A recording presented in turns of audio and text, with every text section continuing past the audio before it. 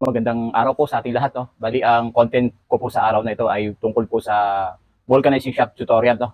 Yung mga kagamitan sa vulcanizing shop na ginagamit ng mga vulcanizer sa pagkukumpuni o pag-aayos ng mga butas ng mga iba't ibang klase ng gulong, no? Magmula sa bisikleta, motorcycle, tricycle, four wheels, truck, hanggang sa mga heavy equipment, no?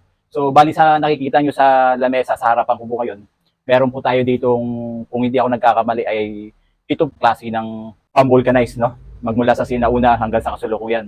At meron din tayo dito na pambulkanize sa tube type na 3 klase. Sabihin ng tube type, yung interior po ang binubulkanize doon, no? Dito naman, meron din tayong 4 na klase para sa tubeless, no? Mismong yung gulong po yung binubulkanize, no? Merong quality, lifetime, meron ding pang emergency. So, hindi lahat pare-parehas, no?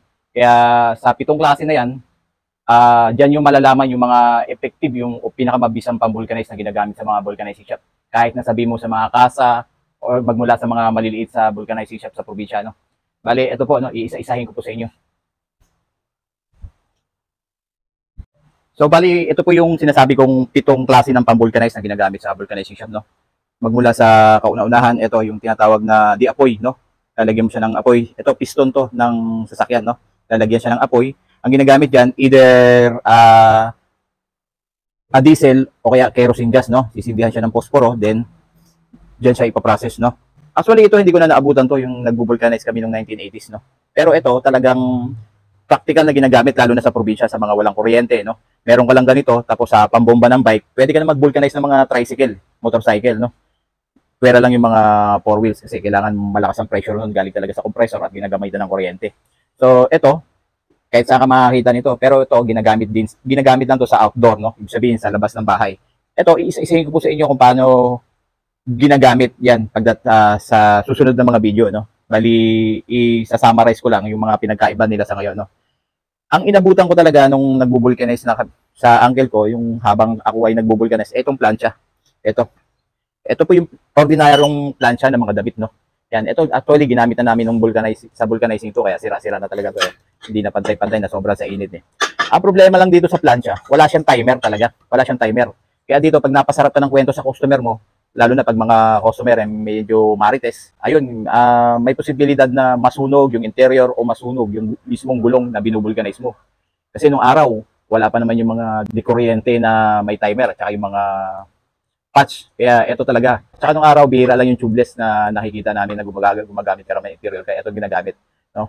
Masyadong maselan to. Pag nagkamali ka rito, abonado ka sa customer kasi masusunog yung interior nila. O kaya yung gulong nila ma-ooblong pero magagamit nila mga ilang linggo, ilang buwan. Pag nasa obrahan sa init, doon na ma-ooblong yun pag ginamit na nila. So, bali ang pangatlo, eto, lumabas na yung latest na dekuryente. Kung dati, mga plancha or kung ano-ano. Eto, meron nang lumabas na medyo latest. Ito timer niya. Oh. Mostly 3 minutes. Yan. Yan, kung maririnig nyo. Yan.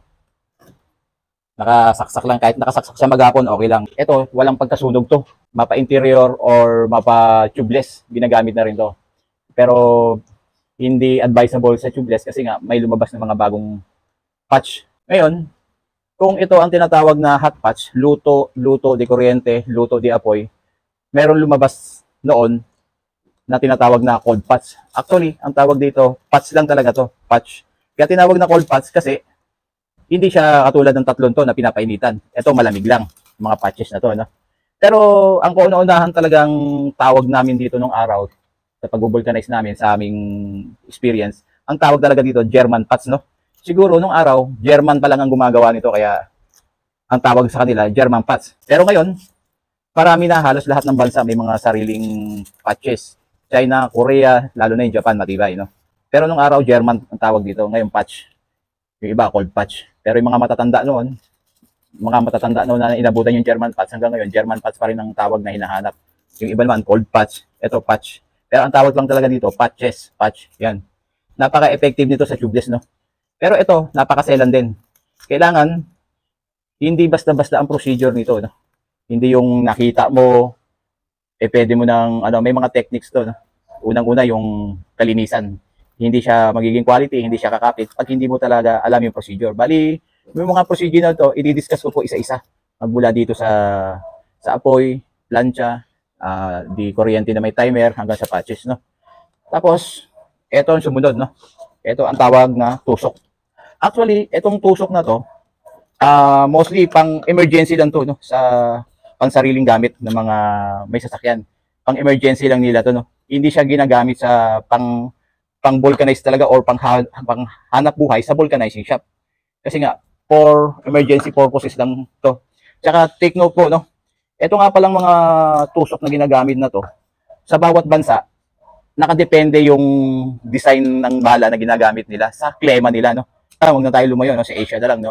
Japan, Korea, Taiwan, China, yan malalamig na lugar yan. Kaya ito, nakadesign to sa kanila. Mayroon tong kasamang ito, solvent yata to, no.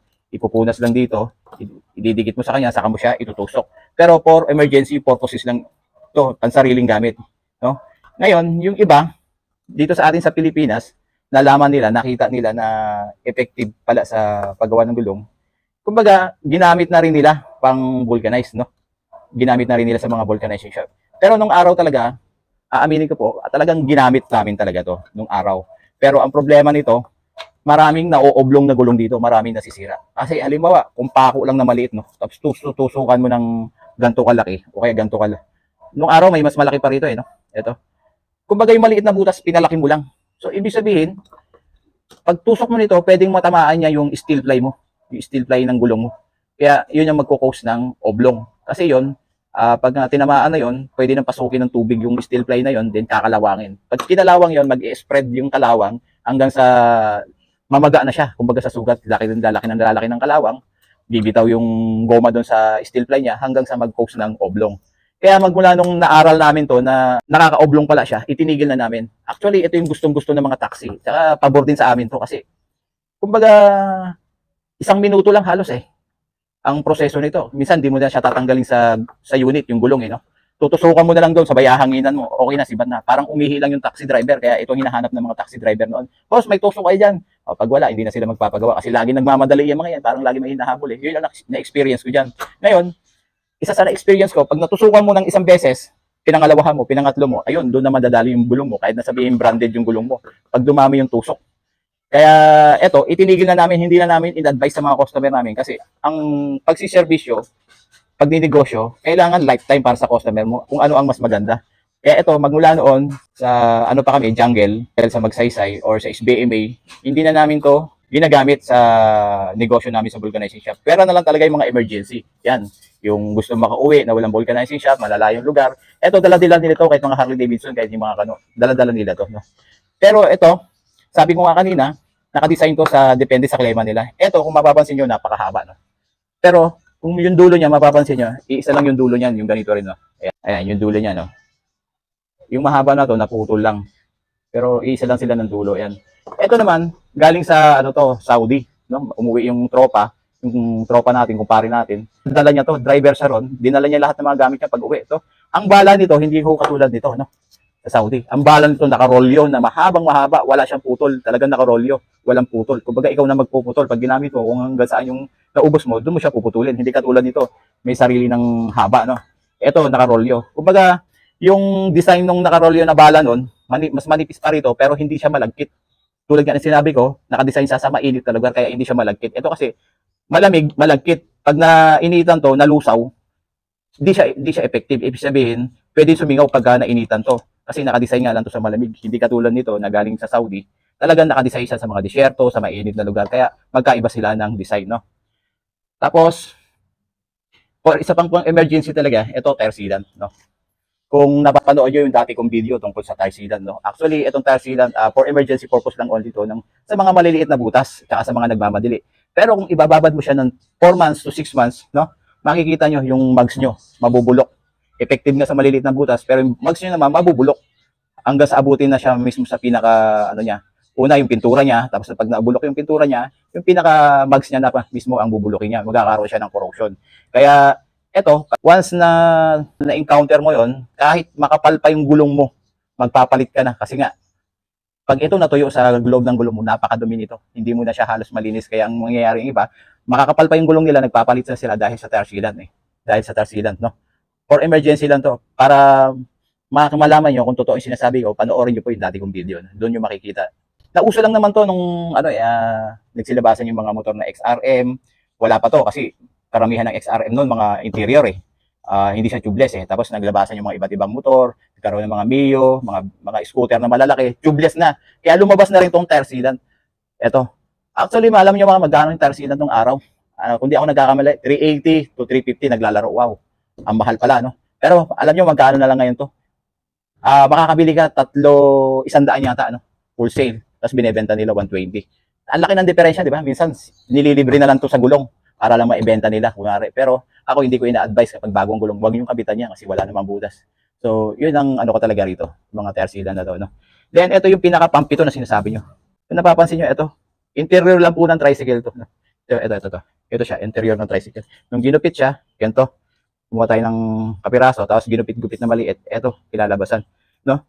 Sa ibang vulcanizing shop, masyadong, alam nyo naman, tayo mga Pinoy, ay masyadong high-tech. Magaling mag-isip, no? Kumbaga, pag wala ang tumbala, lalo na sa probinsya, hindi sila makabili minsan kung saan bibilhin to. Wala pa yung mga Lazada, Shopee noon, no?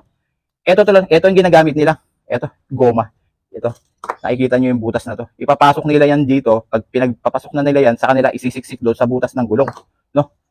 Ito, may pupunas lang silang malagkit yan. Ito, hindi ko pa na-experience to kasi, kumbaga, ito wala ka namang puhunan dito eh. Goma lang na ginupit-gupit to. Pero sa iba, napakamahal ang singil dito. Kaya alam nyo ba kung anong tawag dito? Ang customer ko na mismo ang nagsasabi, nagrereklamo na parang hinold up sila eh.